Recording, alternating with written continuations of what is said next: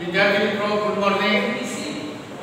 आज हम धोरण 9 विषय हिंदी गद्य पाठ 100 विभाग को मेरी बीमारी श्यामा नैनी नामक पाठ को, जिसके लेखक का नाम है हरिवंश राय बच्चन, जो अमिताभ बच्चन के पिताजी हैं। इतना अपने प्रथम एपिसोड में देखे, जो वहाँ किस प्रकार से कहते हैं, जो मार के पीछे वो भागता है। निश्चित है, जो मार करती है तो मूड जो है 9 से 11 हो जाता है, और काम के पीछे बुखार भागे। काम यदि दिल में मन के अंदर लगन है, काम करने की इच्छा है, तो सर्दी जुकाम आदि जो है वो भग जाता है। उसके परवाह किए बिना काम करे तो काम किया जा सकता है। इस प्रकार से यह बुखार मामूली न था। इसका संबंध उस तूफान से था जो पिछले 9 महीनों से मुझे झकझोर रहा था। यह बच्चन जी इस प्रकार से कहते हैं, यह जो मेरे शरीर के अंदर जो ज्वर था, वह बुखार था, वह बुखार उसे मामूली नहीं कह सकते हैं, क्योंकि पिछले 9 महीनों से यह जो है ज्वर जो है मेरे शरीर को खूब झकझोर रहा, जो शांत होने से पूर्व सबसे अधिक विध्वंसक झटका मुझे दे गया।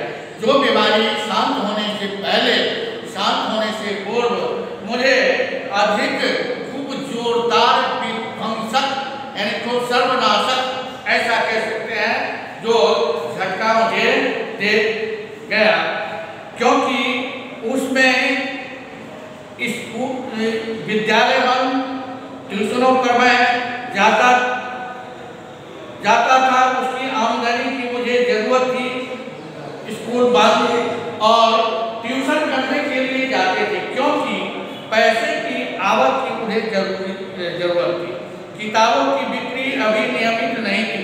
जो पुस्तक छपाए थे वह उसकी बिक्री कुछ खास नहीं थी, और माथे के ऊपर, सिर के ऊपर कर्ज चढ़ा हुआ था।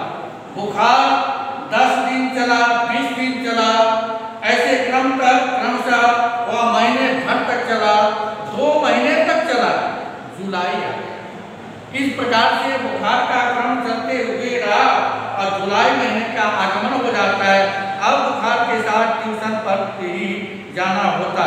बुखार शरीर में होते हुए भी उन्हें ट्यूशन करने के लिए भी जाना पड़ता था। दिन भर स्कूल में पढ़ाना भी पड़ता था। बुखार अवस्था शरीर के अंदर जड़ होने के साथ साथ उन्हें स्कूल के अंदर जब वह जाते थे तो बच्चों को पढ़ाना भी पड़ता था। बुखार का नमूना वही, बुखार का जो नमूना था किस प्रकार से, सुबह बिल्कुल नहीं। सुबह सवेरे के समय में शरीर के अंदर बुखार होता नहीं था, और शाम को जो है 101, 102 के बीच बुखार शरीर के अंदर रहता था। कमजोरी दिन प्रतिदिन बढ़ती जाती थी। कभी कभी धीमी खांसी भी होती, कमजोरी भी बढ़ती थी दिन प्रतिदिन, और कभी कभी धीमी धीमी खांसी भी होती थी। दवा शौकिया दवा बाटू एक होम्योपैथिक कर रहा था। दवाई को ट्रीटमेंट जो करा रहे थे, एक होम्योपैथिक के वहाँ उनका इलाज चल रहा था। कभी कभी सोचता क्या मुझे तपेदिक हो गया। अपने मन के अंदर कभी कभी इस प्रकार का विचार आया, मुझे तो तपेदिक तो नहीं, और तपेदिक अर्थात क्षय, जिसे अपने टीबी करके जानते हैं, जो टीबी बीमारी, ये तो नहीं हो गया है। हो गया है तो एलोपैथिक इलाज तो अपने बूते के बाहर है। इसका ट्रीटमेंट एलोपैथिक से भी होता है। उसका जो वह खर्चालू है, या अपने बूते से कहते हैं, तो ये बाहर है, मन के अंदर इस प्रकार का उनके विचार। क्या उस समय मेरी जीवा पर सरस्वती बैठी थी, जब मैंने कहा था कि श्यामा का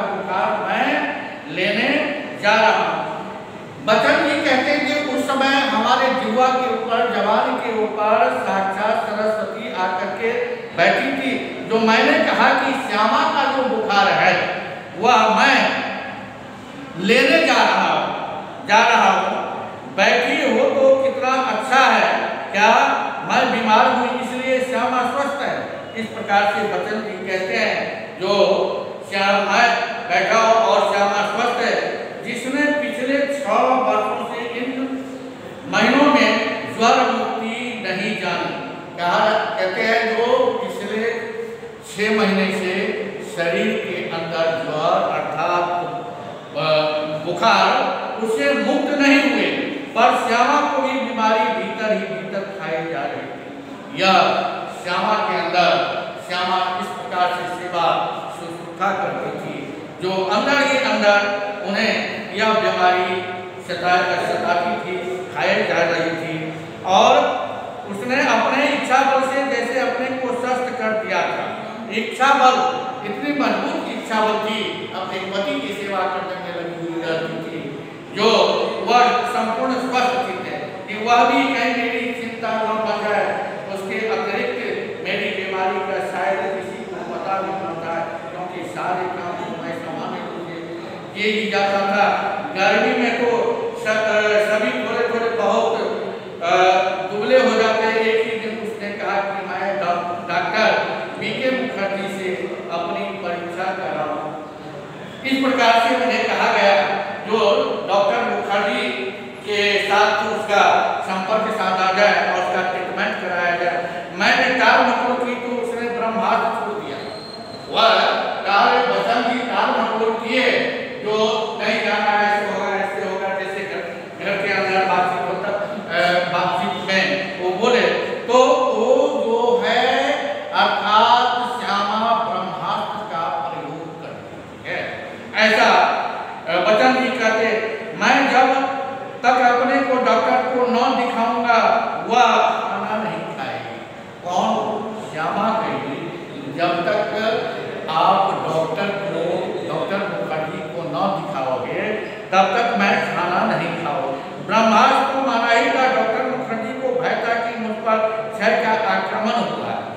ब्रह्मास्त्र तो सही और डॉक्टर मुखर्जी का भी वो भी भय था जो मेरे शरीर में क्षय रोग का आक्रमण हुआ है। उन्होंने लिख दिया और कुछ दिन चिंता मुक्त होकर पूरी तरह आराम करने का कहा। उन्होंने कहा जो कुछ दिनों के लिए आप संपूर्ण आराम लेकर के घर पर ही रहिए। कुछ दिनों ही के लिए आया था और दूसरा मुझे मौत का परवाना लगा। क्या मेरी विदा का समय हो गया? मन के अंदर ही कहते हैं क्या मुझे जाने का समय हो गया? क्या इतने ही दिनों के लिए आया था, इतने ही गाने गुनगुनाने, केवल इतना श्रम संघर्ष करने, इतने दुख संकट उठाने? अपने मन के अंदर कहते हैं मुझे जाने का समय हो गया। मैं इस धरती के ऊपर इतने ही दिनों के लिए आया था जो सुख दुख गान बजान इत्यादि करने के लिए आया था। क्या श्यामा के भाग्य में वैधव्य भी लिखा है? इस प्रकार से विधवापन ही लिखा हुआ है। मरने से मुझे डर नहीं था। यहाँ बचन जी कहते हैं जो मुझे मरने से डर नहीं था, वह मुझे कठिन भी नहीं लगा, वह मुझे अधिक कठिन भी नहीं लग रहा था। कठिन लगा मरने के पहले जीना पूरे आराम के अर्थ होंगे। कहते हैं कठिन मुझे वो लगा जो मरने से पहले ट्यूशन आदि का जो मुझे त्याग करना पड़ेगा, स्कूल से छुट्टी लेना पड़ेगा। ज्यादा तो अधिक छुट्टी लेने के बाद क्या होगा? तनख्वाह कम हो जाएगा, तनख्वाह काट लिया जाएगा और घर परिवार किस प्रकार से चलेगा? शालीग्राम केवल अपनी शालीग्राम उनके भाई का नाम है, अपने तनख्वाह के बल पर घर नहीं चला सकते। वो कहते हैं जो शालीग्राम जो है अपने तनख्वाह के बल पर घर परिवार उनसे चल नहीं पाएगा। कल उनकी बदली हो जाए, कल उनकी कराच बदली हो सकती है, तब एक पैसा भी घर पर भेजने की स्थिति में न होंगे। जब उनकी बदली होगी तो एक भी पैसा वह घर पर देगा नहीं। महंगी महंगी दवाइयाँ कहाँ से आएगी, किताबों की आमदनी अनियमित है, अनिश्चित है। कहते हैं मागी में मागी जो दवाई है जो डॉक्टर के द्वारा लिखा जाएगा खाने की दवा खाने के लिए, वह कहाँ से आएगी। और आमदनी और नियमित है, कोई निश्चित है नहीं। कर्ज भी अपने को चुकाना है, कर्ज भी अपने माथे पर है। श्यामा ने मेरी बीमारी को सुनकर श्यामा जब हमारी इस बीमारी के बारे में नाम की बीमारी के बारे में जब उसे जानकारी पूछती है तो कांप उठती है और तुरंत ही संभल ही जाती है और एकदम दृढ़ संकल्प वाले मनोबल वाले होकर के उसने अपने पल भर में अनुभव कर लिया कि उसका कामना मैं सहन नहीं कर पाऊंगा। वह श्यामा जो है इस प्रकार से कांपती है और संभलती है, इसलिए जो मेरे शरीर के अंदर जो बीमारी है उस बीमारी का नाम सुन करके शायद बचन जी एक सहन नहीं कर पाएंगे।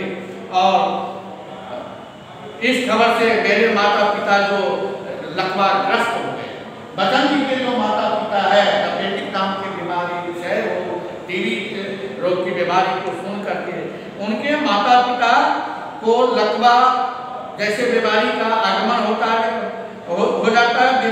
पिताजी धैर्यवान व्यक्ति थे, उनके पिताजी खूब धैर्यशाली व्यक्ति थे, धैर्य को धारण करने वाले थे। उन्होंने मुझसे अर्थात बचन जी से कहा कि घबराओ नहीं, हम घर बेचकर तुम्हारा इलाज कराएंगे। बचन जी के पिताजी कहे तुम्हें घबराने की कोई जरूरत नहीं है, हम तुम्हारा इलाज अपना मकान बेचकर कराएंगे। शालीग्राम असमर्था की एक तो सांस लेकर मैंने कुछ दिनों के लिए ट्यूशन और स्कूल से छुट्टी ली और कहते हैं कुछ दिनों के लिए स्कूल आदि से ट्यूशन से किताबों की बिक्री से कुछ रुपये पड़े थे, उनसे दवाएं मंगवाई और चारपाई पर लेट गया। श्यामा की सेवा साकार हो गई और पैसे जो पड़े थे उसे दवाई इत्यादि मंगवा करके और चारपाई पर अर्थात आराम करने लगे। और श्यामा जो सेवा की थी वह सेवा साकार होती है, सार्थक होती है। डॉक्टर ने निश्चिंत होकर के आराम देने के लिए कहा था। डॉक्टर क्या कहा था? निश्चिंत होकर के मन के अंदर किसी भी प्रकार की विचार नहीं होना चाहिए जो मेरे शरीर में, जिसे अपने आज की भाषा में टेंशन कहते हैं, टेंशन न लेने के लिए कहा।